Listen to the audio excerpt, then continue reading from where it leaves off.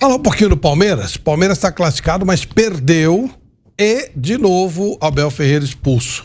Mauro César, e aí? Derrota normal, expulsão normal, alguma anomalia nisso? O Palmeiras perde uma invencibilidade de 15 jogos. Sobre a expulsão, o que me chamou a atenção foi que, assim, estava 3-0 no agregado do Palmeiras e toda a comissão técnica do Palmeiras estava ali à beira do campo reclamando intensamente da arbitragem. É impressionante, é um negócio que realmente é difícil até de entender o que tanto se reclama da arbitragem.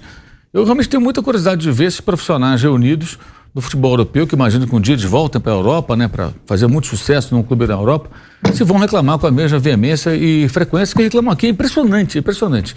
Está 3-0, o jogo está controlado. Estamos falando de mata-mata, você construiu uma vantagem, né? E era aquela coisa ali, reclamação, todo o tempo todo, ele toma cartão, e cartão para um, cartão para outro, enfim. O Palmeiras não estou a bola no gol hoje, né? Agora, foi um confronto muito condicionado pelo placar do jogo de ida. E acho que o pessoal do Fortaleza deve estar lembrando mais do que nunca o pênalti bizarro, dos 4 pênaltis bizarros marcados na semana. Um dos mais absurdos foi aquele a favor do Palmeiras contra o Fortaleza. Teve o do Flamengo com o Bahia, teve o do Corinthians contra o São Paulo, esse e o do Atlético contra o Coritiba. Foram 4 pênaltis ridículos em uma semana, em 8 dias, para ser mais exato, de um sábado a outro. Bizarrice total da arbitragem brasileira do VAR. E aquele pênalti no começo do jogo, ele condicionou muito aquele jogo, ele comprometeu muito a estratégia do Fortaleza, acabou tomando de 3-0. E certamente hoje o Fortaleza deve estar pensando do que seria aquele jogo sem aquele pênalti. Poderia ter perdido, talvez não por 3, mas por 2 ou por 1 gol, e estaria com condições muito maiores de buscar um resultado. O Palmeiras não está, acho que, num momento muito bom, não. Acho que as pessoas elogiam muito o Palmeiras no automático. São 7 jogos, 3 vitórias, 3 empates e 1 derrota agora. E derrotas, empates também, assim, com o Santos, correu um risco de perder no primeiro tempo, o Santos foi melhor. Contra o Bragantino, quase tomou o gol da derrota no final do jogo. O Alejandro teve a chance cara a cara com o Everton teve feito boas defesas. E contra o Atlético foi um jogo bem disputado, que poderia acontecer qualquer coisa, e acabou terminando empatado. Acho que não é o melhor momento do Palmeiras na temporada, não. Acho que é um momento que é normal também uma certa estabilidade. Para a competição, não, tudo bem, foi com uma vantagem grande, utilizou a sua vantagem, se classificou e avançou. Mas é um recorte, na minha opinião, que não é do melhor desempenho desse Palmeiras, que é sempre um time muito competitivo. Nova expulsão do Abel Ferreira, Bruno, foi justa? Foi por reclamação de novo e realmente é uma coisa que ele não consegue controlar, né? E claro que em algumas expulsões que ele teve, ele poderia ter razão na reclamação. A arbitragem brasileira realmente muitas vezes é irritante, erram mais do que deve, mas sim, era um jogo, como o Mauro falou, o Palmeiras estava com a vaga garantida, né? Ele tinha um 3-0, estava tranquilo, né? Então, realmente ele exagera, e ele já falou isso algumas vezes, mas não consegue mudar essa parte dentro de campo. Hoje não tinha nada, não tinha porquê, né? Então ele acaba reclamando muito, ele exagera nas reclamações e acaba mais uma vez expulso, né? Então é uma coisa que ele já falou que ele precisa melhorar, mas ele não consegue. Eu acho que vai acontecer várias outras vezes, não acho que vai mudar isso não. A gente costuma aqui fazer placa de tudo. Hoje o Abel conquistou o seu 50º cartão. Que marca. 42 cartões amarelos e 8 vermelhos, são 50 em 215 jogos, ou seja, quase um quarto dos jogos ele tomou cartão. Vale uma placa, será? Não? Ô, Flávio, eu falei foi ontem no bate-pronto que eu falei assim, eu daria... Por exemplo, os atletas sabem que se tirar a camisa vai tomar amarelo. E de repente você desfalca o time pro próximo jogo. Eu até falei ontem os treinadores também, que às vezes não tá na beira do campo, por exemplo, o Abel já vai desfalcar o Palmeiras o próximo jogo da Copa do Brasil. Isso, sim. Não pode vir um Flamengo, pode vir um Fluminense, sim, pode vir um Corinthians, pode vir, a gente não sabe que pode ser um São Paulo. E quando o Fernando Diniz não tá na beira do campo, o Fluminense é outro. O Abel não tanto, tudo bem, o Palmeiras ganha com seus auxiliares, mas sem estar a presença do treinador, aí como tava. É muito cartão, pô. Para os auxiliares também. Eles tomam... Eu falei, eu nem sabia que o Abel ia ser expulso, que eu nem vi. Eu acho que se juntarem os 3, daqui a pouco eles vão bater a marca dos 100 cartões aí, né? E aí você vai cobrar o jogador, tá tomando... Mas, professor, você toma mais do que eu, nem joga que eu que tô lá sujeito a matar uma jogada. Tem mais cartão do que os atletas. E esse jogo de hoje, ele tem um outro contexto que eu acho que não pode ser ignorado, que é assim, o Palmeiras jogava com uma vantagem de 3-0, construído no jogo de ida, e que ela tem um gol de um pênalti bizarro, e foi o pênalti do 1-0. Não foi o terceiro gol, foi 1-0. Tudo começa a ruir para o Fortaleza aqui em São Paulo no primeiro gol. Ou seja, claramente um erro da arbitragem beneficiou o Palmeiras nesse mata-mata. Então, assim, eu estou jogando aqui contra o Fortaleza com uma vantagem muito grande. E essa vantagem, ela tem aí a marca de um pênalti absurdo. O Caio Alexandre, ele não faz nada. Se alguém, eu acho que ninguém fez nada ali, mas se alguém tivesse feito uma falta, seria o Rony. E o árbitro estava do lado e o VAR, é bizarro, aquilo é bizarro. Uma coisa assim inexplicável. E deram um pênalti. E ali saiu o primeiro gol. Ou seja, mesmo assim, nesse contexto, a arbitragem é alvo de reclamações intermináveis, são constantes, é uma coisa absurda, uma coisa assim que não tem. Eu não consigo lembrar de uma. Não vou falar que é o técnico, porque é a comissão técnica, né? De uma equipe que reclame tanto, assim, um grupo de profissionais que tanto reclamam de arbitragem. É uma coisa assustadora, é o tempo todo. É o tempo todo. E, infelizmente, na semana passada, nenhum colega teve coragem, que a palavra é essa, coragem de perguntar para Abel Ferreira o que ele achou do pênalti marcado a favor do Palmeiras contra o Fortaleza. Essa pergunta não foi feita na coletiva da semana passada. Ninguém teve a coragem de fazer uma pergunta básica. Eu acho que, jornalisticamente, é uma vergonha para todo mundo que estava nessa coletiva e não teve coragem de perguntar. Hoje o Abel Ferreira, na coletiva, voltou a reclamar da arbitragem. Vamos ver. A expulsão é assim, se vocês forem contar todas as expulsões que eu já tive, desde que cheguei ao Brasil, faz 3 anos, treinador mais longevo, é claro que é mais um. Como te disseste bem, eu levei o primeiro amarelo por reclamar com o juiz, porque antes há uma falta por trás do central, do capitão, essa é que é a consequência do lance, há uma falta que o árbitro não dá amarelo. Tudo bem, eu falei com o fiscal de linha, disse espero que seja assim para os dois, se for assim para os dois não tem problema nenhum, o mesmo fiscal de linha que me expulsou, porque acho que foi ele que me expulsou. No lance seguinte há uma dividida do Rony de ombro e o árbitro entendeu que devia dar amarelo e eu reclamei e levei amarelo por ter reclamado. E a seguir eu nem sei se foi vermelho direto ou se foi vermelho direto, reclamei da falta que na minha opinião foi sobre o Veiga, mas acho que foi o quarto árbitro que me expulsou. O resto eu não sei o que é que lhe ia dizer. A cumprir os seus objetivos, isso é que é o mais importante, é o Palmeiras. E o treinador do Palmeiras, como ainda disse, acho que foi na última coletiva, que ia levar mais cartões, que era para descansar. Há sempre esse lado positivo. Descansar, não viajar, ficar em casa, curtir a família, controlar o jogo e comandar o jogo sentado no sofá, como foi contra o Santos, a beber a minha água com gás, tranquilo, perna cruzada em cima do sofá, meter o auricular aqui no ouvido, desfrutar da minha equipa, o orgulho que tenho de ver esta equipa a jogar. Se o clube quiser prolongar o meu contrato nestas condições, eu passo a comandar a equipa a partir de casa, se me deixarem.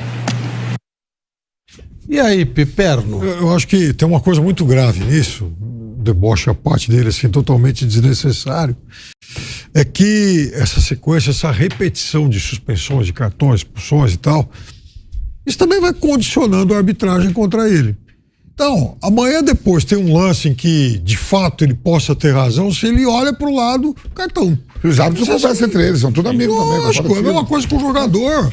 Veja, o Gabigol. Se o Gabigol, hoje é possível, ele, enfim, num lance qualquer, tomar lá um bico de alguém, ou sei lá, uma cotovelada e tal, e o árbitro fingir que não viu, porque aí ele vai cair e falar, pô, esse cara tá simulando toda hora. Então é claro que a arbitragem, ela marca, sim, alguns personagens, sejam eles jogadores ou técnicos.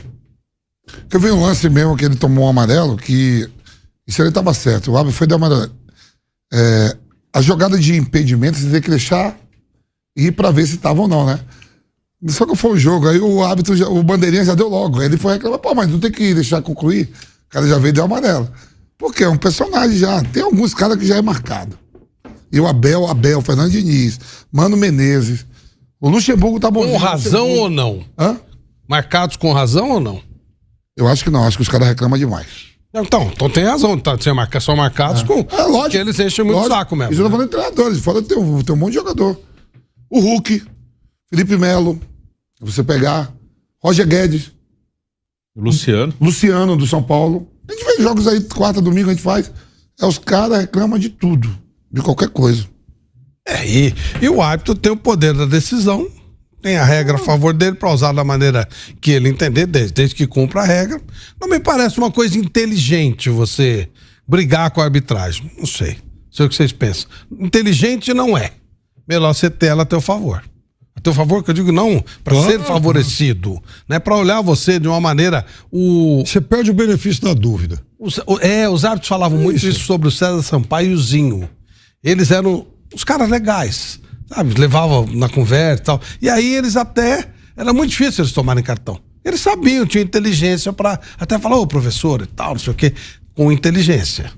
Né? Uma negociação, uma coisa política. Eu até entendo que, assim, o jogo de futebol são seres humanos ali, né? Jogador, técnico, todo mundo. Quando você está diante de um erro crasso, de um absurdo, né? A arbitragem comete os absurdos aqui que... Eu entendo o destempero. O cara perdeu a cabeça. Claro. Quem sou eu para dizer que o Abel, ou o Gabigol, ou o Hulk, ou sei lá, qualquer um desses profissionais do futebol não tem o direito. Tem o direito de perder a cabeça, porque às vezes o cara vê uma coisa que você se revolta. Por exemplo, se o Vojvoda perdesse a cabeça no jogo contra o Palmeiras aqui na semana passada, retrasada, seria compreensível, porque o pênalti dado contra o time dele foi um absurdo, com 10 minutos de jogo. Então, se o argentino, que ele manteve a calma e deu uma entrevista muito educada, falando com muita classe sobre a arbitragem. Aliás, assim, foi exemplar. Mas se ele perdesse a cabeça, eu entenderia, porque de fato foi um absurdo.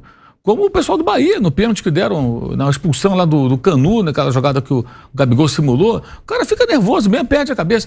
Mas toda hora não dá para perder a cabeça, entendeu? Isso é para momentos específicos em que você está diante de um erro crasso, você percebe que o seu time está sendo prejudicado por um equívoco da arbitragem, e aí você se descontrola, e fala um palavrão, e você perde a cabeça. Acontece.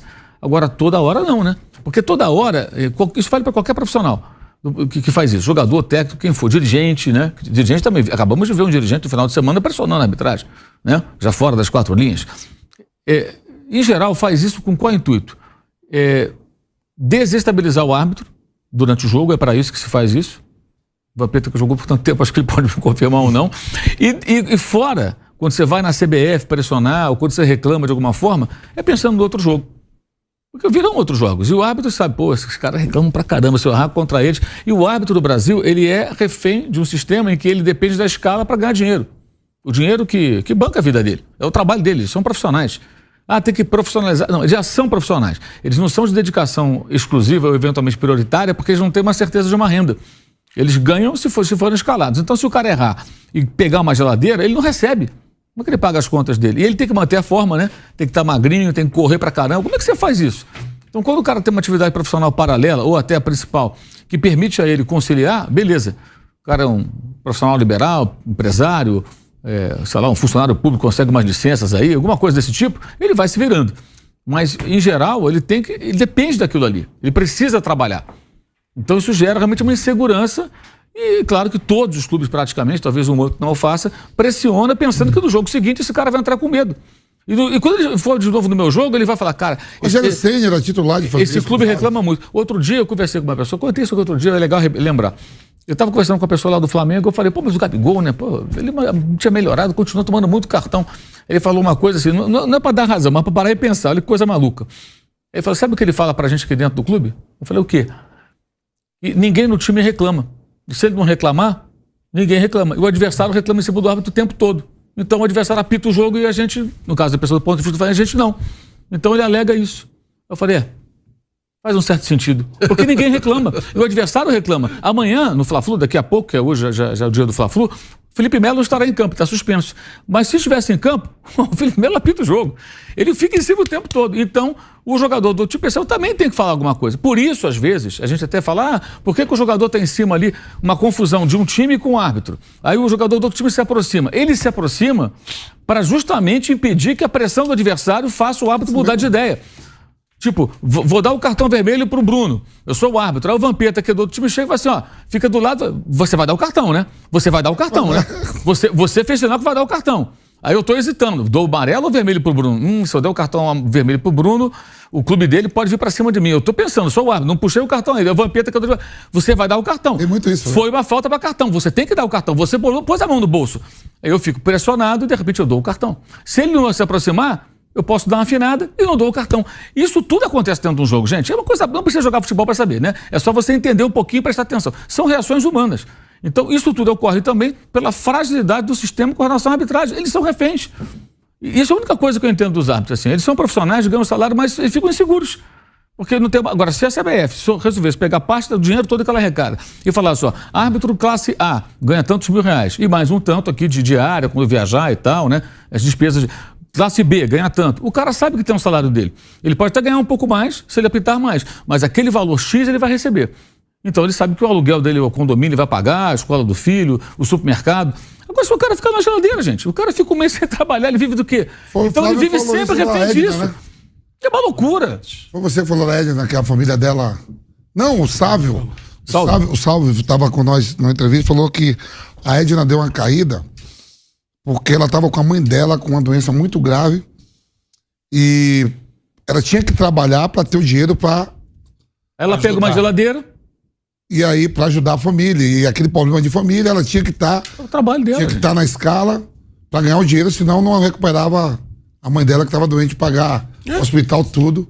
E às vezes não ia com a cabeça bem... Isso acontece com todos eles. Porque se você desagradar um clube poderoso e conseguir esse clube empurrar você para uma geladeira, você fica 2 semanas sem apitar, você perdeu metade da sua renda. Porque você tem 4 semanas de trabalho no mês. É sério esse negócio. Mas, enfim, a CBF é rica, mas ela acha que os árbitros custam muito caro. Então ela não pode pagar, ela paga só por participação. Seria profissionalizar, né? Mais um problema também com um jornalista, uma pergunta sobre o Hendrick, e a resposta do Abel Ferreira foi bem grosseira. Não sei por que essa pergunta, já ficou fora o Jailson, o Fabinho, o Luiz Guilherme. Sua função é fazer perguntas. Minha função é escolher os jogadores que entendo que devem jogar. Entendi que os centroavantes deveriam ser outros. Vamos ver lá? Vamos colocar?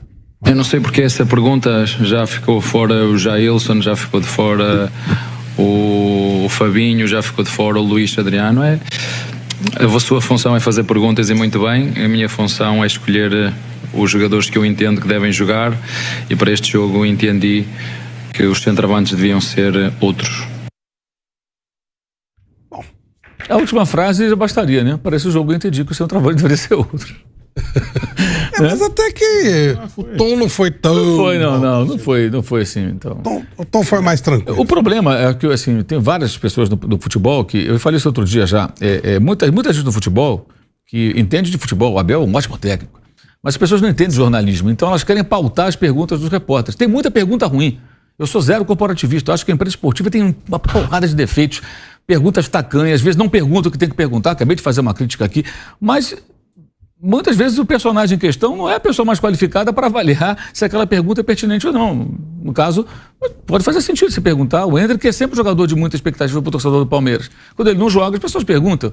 E é só responder. Então, olha, não, eu optei por outro dessa vez. Talvez no final de semana o garoto seja em campo. Do banco, né? Ele viajou para Fortaleza e ficou na tribuna. Eu daria uma resposta assim se perguntasse por que o Jailson não jogou. Eu ia falar, tá louco?